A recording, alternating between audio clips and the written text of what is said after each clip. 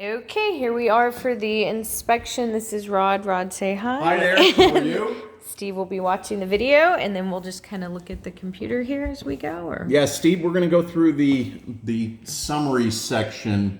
You notice the table of contents, summary is the very first thing, and those are the list of findings that we want to call to your attention. You notice we've got, this begins at section 3 with structure. Section 1 and 2 for us are safety concerns and priority issues. So the real important stuff we put right at the beginning, but there's other stuff that we'll go into in the various subsystems as well. So when you get this, it's going to come to you electronically, and the pictures are not going to be in the summary. But if you click on the electronic version, this statement out here where it says oven and range combination, it'll take you right to the place in the report where the full remarks and the pictures are. So a great navigational tool rather than printing it out and trying to find it in 45 pages of report. definitely. So the oven and range combination in the casita does not have the anti-tilt bracket. That's really only important if you got kids younger than about 6, because you don't want them to open up that oven door, stand on it, and it come toppling over. So it is, most of the newer ranges come with that, and it just grabs one of the back legs and keeps that from happening. The light for the pool, I can't get it to come on. I checked the GFCI, it doesn't seem to be tripped. The breaker was on, and what I think is the on-off switch for the light, I actuated that and couldn't get it to come on. So either the light doesn't work or I don't know how to turn it on. So I'm going to note that it's inoperable. It could be as simple as I just don't know the exact location where the switch is. And we can ask seller maybe too. So okay. Yep.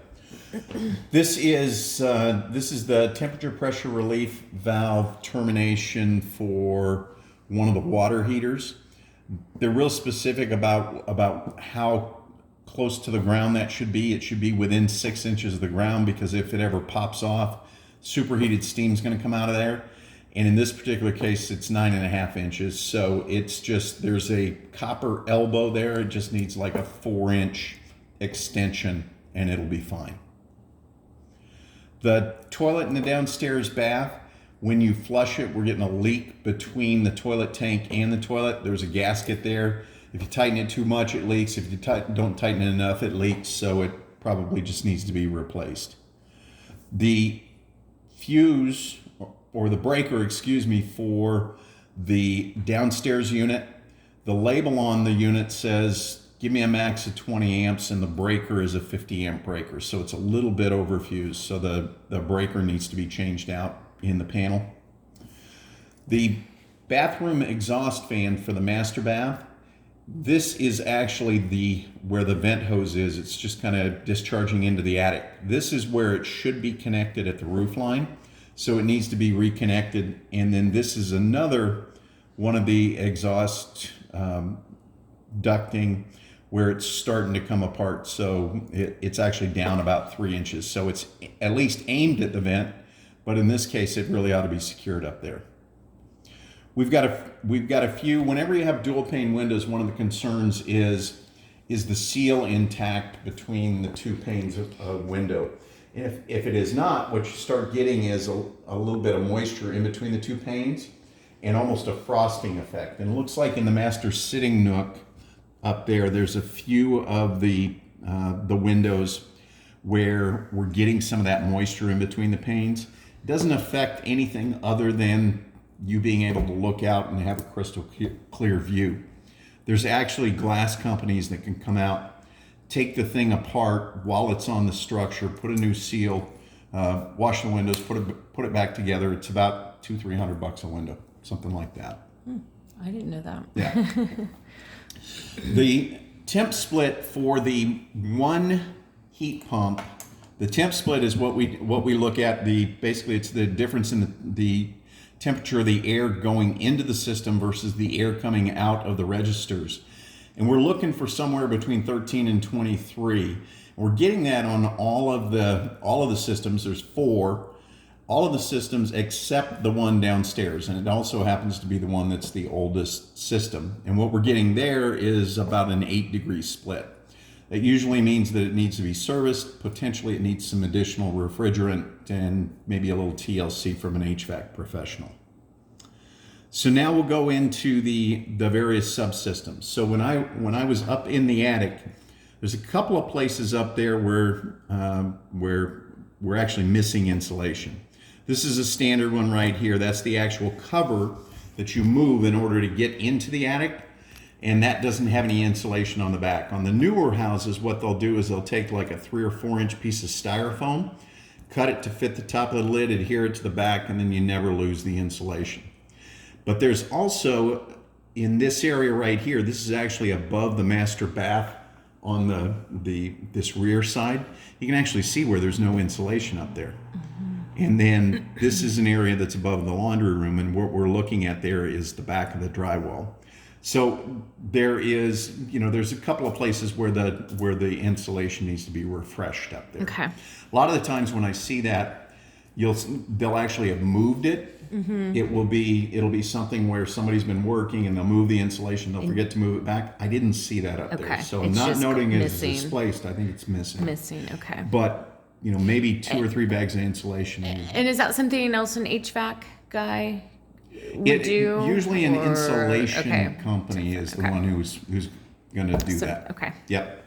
It is in this area right here. This is actually, I was surprised to see this because there's actually no remnants of insulation in there, so it's probably been there since it was built. First built, huh? It is, and originally I thought maybe it was a cutout for a porch, but it's above the master bath. Okay. So this is probably, I don't know, 5 feet this way and 8 feet this way, so 40 square feet. And you have about 8 inches of blown insulation up there. Okay. The roof actually looks really good. I walked the tile, walked all of the flat roofs. The only thing I saw on the tile roof is we got one little slip tile up there. Okay. Other than that, Yeah. the mortar packs looked really good, Okay. and the tiles looked really good. Great. We've got one little area where we're getting a little bit of pooling up here on the upper roof on the garage right before that scupper. That's what the dirty area is. Basically what happens is the water collects there and it doesn't flow off the roof, and then eventually it evaporates and then leaves the dirt Okay. there. So just something to keep an eye on. Okay. And then above the bathhouse, we've got a couple of plumbing vents, and what would be nice is if they actually put some sealant around that collar area right there, just to make sure that you don't get any infiltration of moisture. Okay. This is the insulation on the line set going to the outdoor unit. This also happens to be on the old unit, Okay. the York unit out there. And as you can see, we've actually got an exposed pipe there. So the insulation needs to be refreshed on that. Okay. And the same HVAC guy that's going to service that Can do that. can take care of that. This filter right here, and Jeff's outside, otherwise I'd ask him where this is, but we'll note it on even though it's not captioned, we'll note it. That is actually a filter that's kind of laying in there. Oh, This needs looks to like be- it might be the downstairs one. Yeah. And this is a washable filter right here, and it looks like maybe it got really dirty and it kind of got sucked in there. Okay. So But you could wash that and replace it right Correct. back. Okay. correct.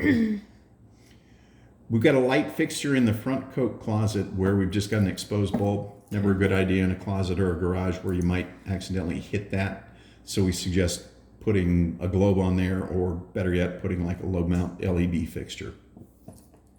This is in the exercise room that's out by the garage, and they've removed some of the outlet covers. Not sure why. It doesn't appear to be one of the rooms that they're doing the work on. Yeah. Looks like they've been off, and they just forgot to put them on. Okay. And then above the pool table, one of the lights above the pool table we couldn't get to come on. A lot of the times that's a light bulb issue. Okay. But we don't carry extra light bulbs Right. with us, so To check. yeah, we'll just note to you that it doesn't work. And then this is out by the air conditioners over here on the left side. When I say left or right, I'm assuming we're standing looking at the front of the house. Looking north. Okay. Yep. So on the left-hand side, there's actually a standard standard outlet cover, and because it's an exterior wall, it really should be one of those that's covered. Yep. With the flaps on it. Yep, exactly, just to keep the moisture out. So on the upper deck on the rear, this is another one where it could be that the reason I can't get these to come on is there may be a remote. So it may be that there's an issue with the fan or the light, or it may be that I just didn't have the tools to turn it on. So on the rear upper deck, we've got one of the fans. You can actually see the lights on, so the fan doesn't want to operate on that one. And then the one that's closest, I couldn't get the fan or the light to come on. Okay. And then in the middle here, we've got a GFI outlet in the casita that we were unable to reset once tripped. And a lot of the times, what that may mean that they're tied to another GFI outlet. So they got too many GFI outlets in the circuit. And so the problem with that is if you trip the GFI here, you got to run around and figure out where the one is that the needs main. to be. Yeah. Yep. So what would you do with that one? Figure out the main one that trips it, or? When my son gets back in here, I'm going to ask him about this one because this is his note. Gotcha. We'll figure out what's going on there. Got multiple outlets where I wasn't getting any power. The one up in the attic, the one right at the top of the stairs on the top deck, and then the one on the front left upper deck. So over here, just on the exterior wall, I wasn't getting power to those. So these two typically would be tied to a GFI outlet, but we checked and reset all the GFIs. And nothing. Yeah, and so usually one of the last things that we do is we'll go back and we'll actually put our tester in there and see if maybe it's now energized. But the one in the attic is not tied to a GFI, so there's no reason that should it wouldn't not work. Yep. And then in the half bath, which I think is right down here, when you turn the handle to hot, you're getting diminished water flow out of that. Usually what that means is there's a cartridge in here, and when the cartridge gets gummed up with hard water deposits, you'll change it out. Yeah, you'll have a problem like that. And so there's a good chance that needs to be pulled and redone. Shower head in the main floor left rear bedroom bath is leaking at one of the connection points. So probably right, one of these areas right here. Usually it's just Teflon tape and you're good. We've got a couple of places where the grout needs to be refreshed. Upper left front tub, main floor left rear, bedroom bath. Looks like a couple of corners there. That's probably, if that's a shower, it probably makes sense that be done. And then this one right here, right at the tub lip, just to keep water from being able to infiltrate. So this is the water heater that's in the exterior closet that's right here off the breezeway. Yep. And there is, when these come from the factory, there's a little yellow tag that hangs on this TPR valve. The TPR valve is temperature pressure relief valve. And it specifically says how long this can be, what size tube, where it needs to terminate, and how many bends it should have. And the number of bends that are allowed before you start to see a diminished capability of flow in this is 4. So this has got 9. So it is the problem is each time you force the hot steam to go around a bend, it diminishes the capability of it to basically come out when it needs to. And so I always tell people that I don't suggest tearing out that just because of the number of bends, but when it does come time to replace the water heater, they should adhere to what's on that. That little yellow So it's tag. okay for now, but This is the flue pipe for that water heater, And they've used a lot of the metallic tape here, but what they haven't used is screws to put the flue pipe together. Okay. So They're just holding it by yeah, tape? yeah, it is. So 3 screws here, 3 screws here, and 3 screws here. Okay. And then you put the tape over it. That's the proper way to do Gotcha. it. There's an ejector pump down in the basement, and it's missing the bolts Okay. that are on the top. There is, looks like we've got some cracked floor tiles in the showers. Looks like in the master shower, and then the upper front left shower. Okay. And then the master bath shower drains slower than we think it should. Okay. I had that same problem in mine, and I actually went down to Home Depot and got this stuff. It's like, I think it's called Blue Monster, and it's pellets, and you pour it in there into the drain, and then you pour hot water, super hot water, like boiling hot water, and leave it for 15 minutes, and then you flush it. Basically, run water through it. It's amazing how it cleans eat up out. It eats up everything, all hair the- and, Nice. but it doesn't eat up the piping. Yeah. So- Okay. The hose bib on the pool house, I don't have the picture in there, but it's basically dripping about every Okay. 3 to 5 seconds. Okay. And then we're getting a little bit of a leak at the faucet, kitchen spray faucet here.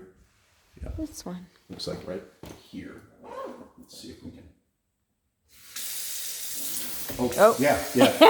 Was that it? It didn't Yeah. get me, but okay. I saw that. That's a pretty good sized leak right there. It is, it looks like there's like little holes at the top. And I'm not sure why. That's weird. So sprays both directions. Yeah, which is not handy So at all. you can wash your dishes and yourself at the same time. Vent fan in the laundry room is either not functioning or not functioning correctly. Okay. Countertop in the casitas is missing some caulking at the backsplash. I think they are fixing that from Okay. what they said the other day. Well, I know they've got Yeah. they got a lot going on over there. Yep. The dishwasher drain lines, whether it's here in the main structure or over at the casita, what's missing here is at some point before the discharge into the disposal, this needs to go higher than that discharge point. And the reason is because you grind up food and other particulates in there, Yeah. and it can just as easily get forced down that dishwasher drain hose as it can out this way. So So it's this hose, this white one, that needs to be up. it needs to be tucked up under or tied up there so that, and I usually Yeah. tell people 4 to 6 inches above this point. And what it does is it just, when it drains, it forces it to go up and then down. And then if you grind stuff up and it wants to go into there, it's not going to make it past that high loop. Okay. Gotcha. Because when we see these after they've been in for, say, 4 to 5 years and there's no high loop, these are just disgustingly dirty. And looks like the same thing on the dishwasher drain lines. And I say lines because we got 2 dishwashers here. Yep. Okay. And then in the dishwasher is not properly secured to the cabinet. Loose. Yeah, it looks like it is. Yep. Oh yeah. And we got the same issue at the casita. We Okay. just don't have the note Picture. in there. Okay. And then the mini fridge lower drawer, we couldn't get that open. Over here. Oh.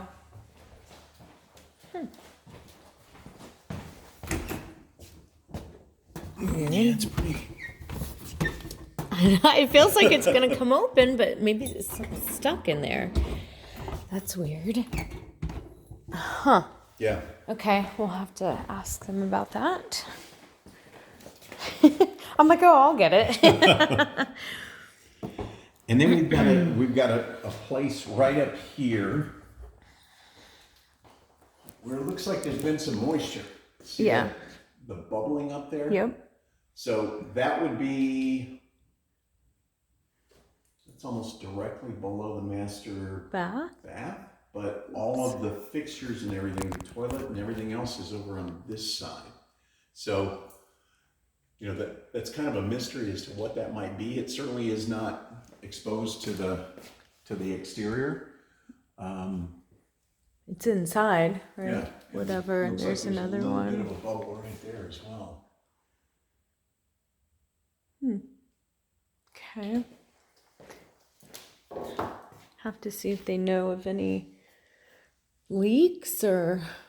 Yeah, it's one thing, it's one thing to notice that type of stuff, and it's another, have they noticed it and have they fixed it? Right. Okay. And then it looks like in the casita closet, we've got an area where they just didn't put the trim piece right there at the transition between the Carpet hard and flooring. the- Yeah. Okay. And so consequently the carpet's looking a little shaggy there. Okay. And then the master entry, when you go to close that, it just pulls right open. So it's not latching into the strike plate the way that it should. So Okay. that's an adjustment issue. And then tile grout is missing, looks like, around the perimeter and the pool house water closet. Okay.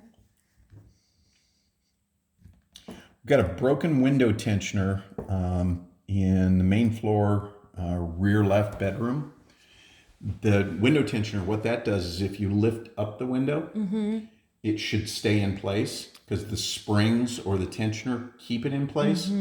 And when the tensioner is bad, it wants to fall just like a guillotine. Okay. And that is an item that can be replaced by a window guy, a window specialist. Okay.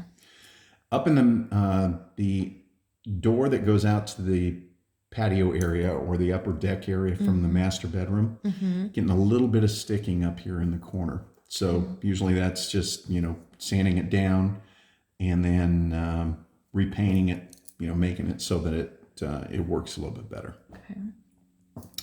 We've got, there is an exterior door that goes out underneath From the stairs. office? Yeah, from the office, and they've got it blocked right now. So we try to open and close every door, but in Yeah. this particular case, we couldn't. Blocked. And then in the pool house, there is, looks like the entry door, the door lock or the deadbolt lock doesn't want to lock. It's probably misaligned. In the garage, we've got, this is actually a picture of my knee and the garage door for the single car garage door. We do 3 tests on garage doors, and the first one is we unhook it from the garage door opener, lift it about halfway up, and the spring should hold the weight of the garage door.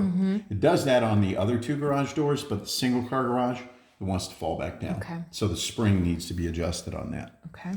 We've got the light covers are all busted up or they're missing, Okay. as this is actually the RV side of things. The light beam sensors for the garage door opener on the 2-car door, the other 2 doors are just fine. This one is 8 inches high. Okay. They're real specific about that. It needs to be between 2 and 6 inches because if a little child were to lay on there, they want it to hit him or her in the side. Yep. And so it's just a little bit high. We've got a couple of places. The handrail for the rear deck is loose at one point here, just needs to be resecured. And then the handrail for the steps going up to the top deck is also loose. Needs to be resecured. On the pool, we've got, I stick my head down there and try not to get my hair in the water. And then I look at the seam between the coping and the tile. And we got a couple of places where I can see it's open. And the problem is if the sloshing around or the pool gets overfilled, that's a place where water can infiltrate. So usually what happens is this needs to be refreshed. Usually once every 3 to 5 years. Okay. This looks like grout as opposed to, in a lot of cases, they'll actually put a seam of caulking, like silicone caulking around it. And so that might be the fix. There's no weir valve on the skimmer. The weir valve is the thing that the door that moves back and forth. When it sucks the debris off the top and keeps it from flowing back into the pool. And that's a replacement item. Okay.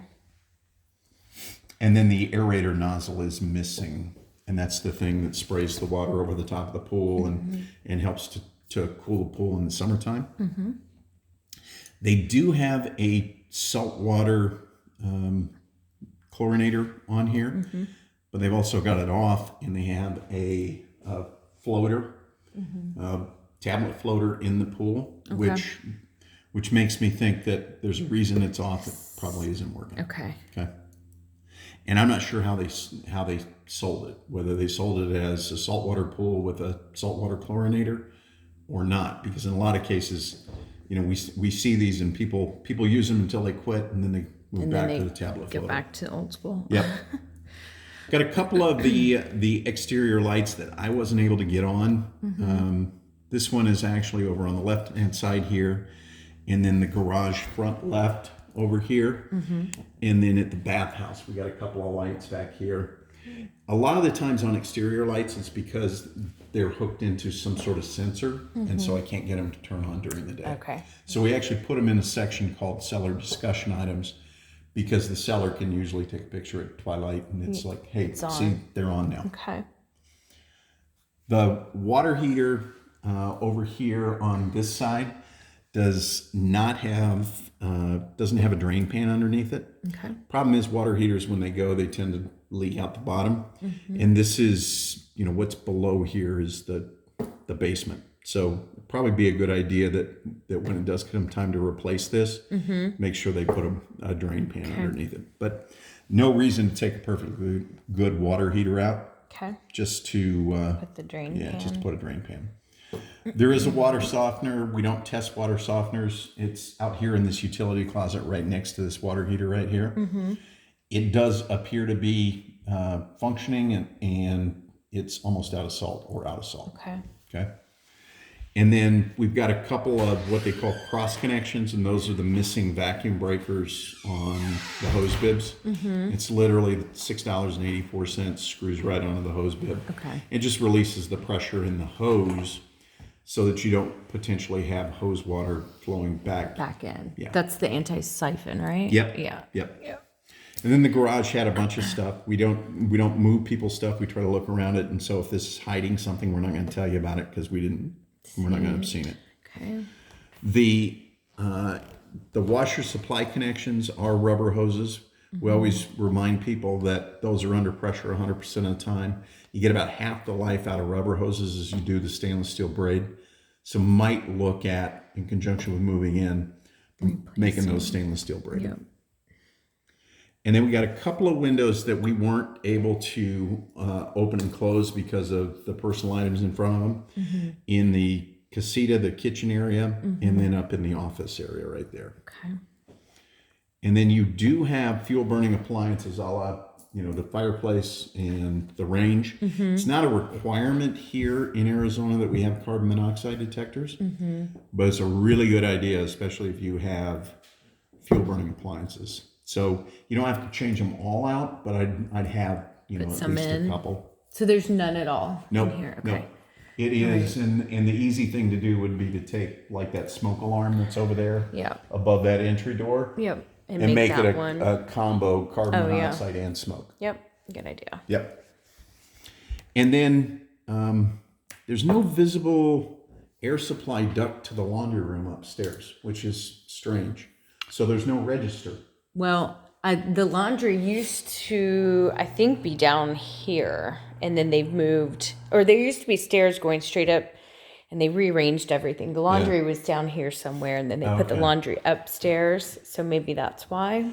So there's no return. Yeah, well, there's no register. Or no register. Okay, yeah. So it's So there's always no going to be hot. colder in the Okay. winter and hotter in the summer because there's no air supply, especially if you close the door. I wonder if they just forgot that or what. But yeah, they had all of that It's a pretty good done. sized room, and it is an exterior room. Yeah.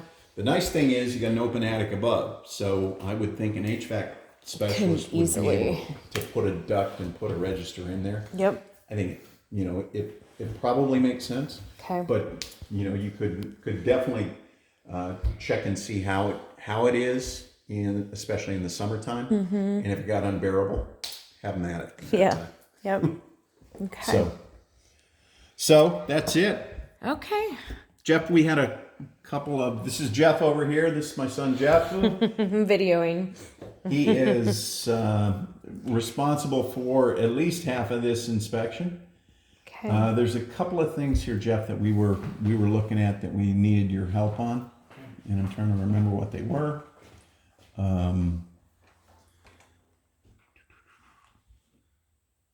The diminished water flow, is that a cartridge issue typically? It almost acts like they've got the water not quite turned on. Going all the way. Which I can check real quick. Well, before you do that, let's. Finish that. Yeah. and then In I'll the shut this casita, you off. said GFCI outlet observed that was unable to be reset once tripped. Those two GFCI outlets are on the same circuit, and having two resettable outlets on the same circuit, when you pop the one, it trips the other, so you can't reset this one until you reset that one.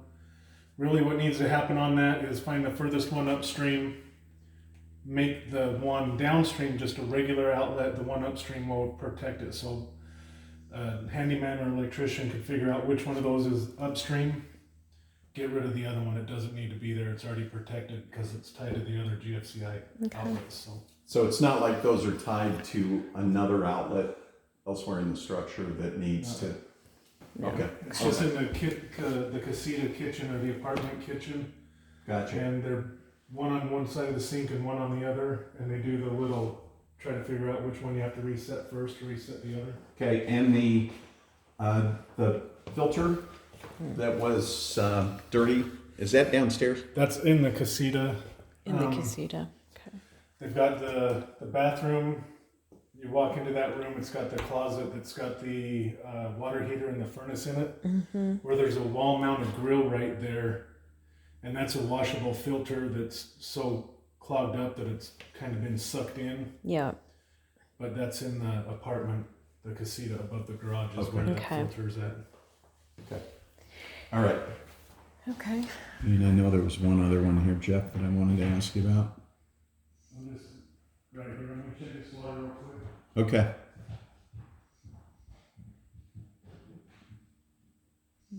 Nope, can't see anything else. Okay. I'm going to go ahead and conclude the video.